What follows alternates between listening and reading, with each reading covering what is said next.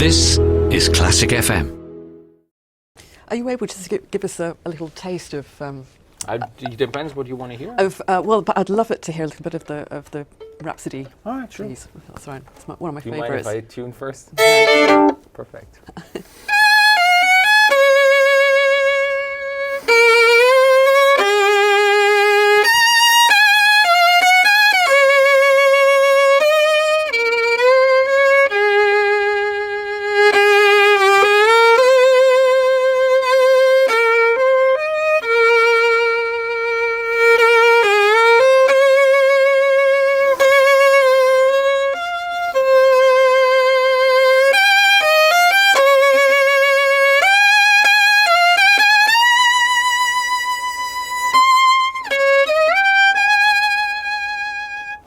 Beautiful. I've never been that close to anybody playing the violin before. It's astounding. I can come closer. Okay.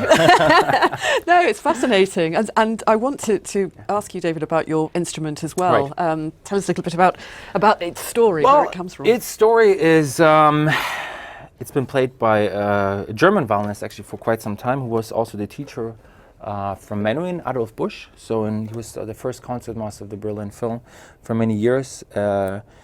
I think between 1904 and 1918. And so it's been already used for many concerts, for many premieres, including the Reger Violin Concerto. And it's very interesting about Stradivarius is that I feel they're so different. Each everybody's like, oh, you have to have this Stradivari or this Stradivari. The character of an instrument needs to be fitting to the player. I think that's something which people sometimes forget. If a Strad doesn't fit the player, it's probably better for the player not to play a Strad. And there's so many different palettes of sound when it comes to different Stradivarius. And this one just really fit me from the first note I played, and I'm probably one of the more fortunate people to say that.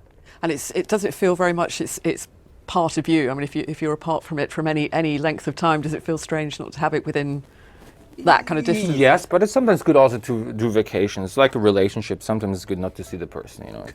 It makes sense, and you also have, and you see the goodness in it once you get back. Sometimes you need to have a break, and I do actually not use it for certain shows which are outdoor or which are not core classical, where you get certain things amplified. Sure. And so it's kind of nice to go back and play this one then for the classical shows. It's a beautiful thing. Yeah, it's beautiful, and it sounds even better. Yeah. Beauty sometimes is not there for the sound, but this one is just good sound.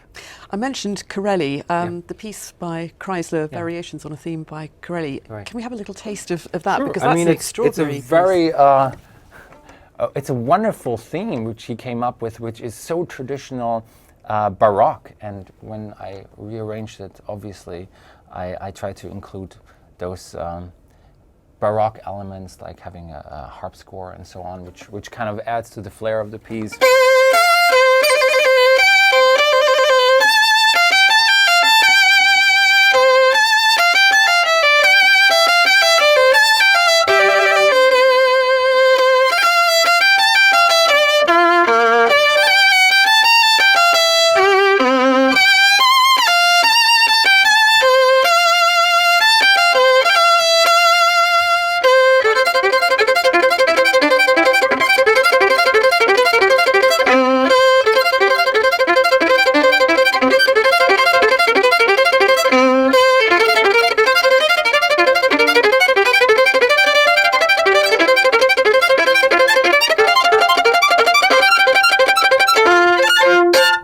Fantastic. Absolutely fantastic. Breathtaking speed as well. Yeah, I think it's there's a wonderful this piece has obviously if you write a theme and variation, it's part of the job obviously of the writer and the interpreter to show off obviously what he can do.